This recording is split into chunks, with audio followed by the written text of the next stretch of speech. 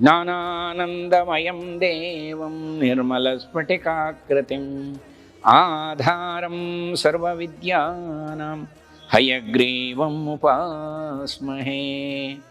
ರಾಜರಾಜಾಯತೆ ರಿಕ್ತೋ ರಾಘವೇಂದ್ರತ್ತಮಾಶ್ರಯೇ. ಶ್ರೀ ಗುರುಭ್ಯೋ ನಮಃ.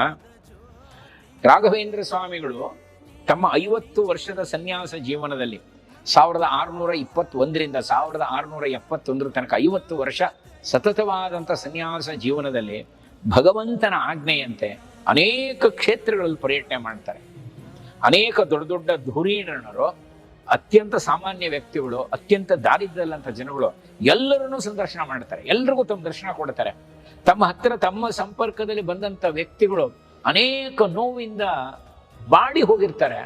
ಅವರಿಗೆ ತಮ್ಮ ತಪಶಕ್ತಿಯಿಂದ ಅವರಿಗೆ ಬೆಳಕು ಕಾಣೋ ಹಾಗೆ ಮಾಡ್ತಾರೆ. ಒಂದಲ್ಲ ಎರಡಲ್ಲ ಅನಂತ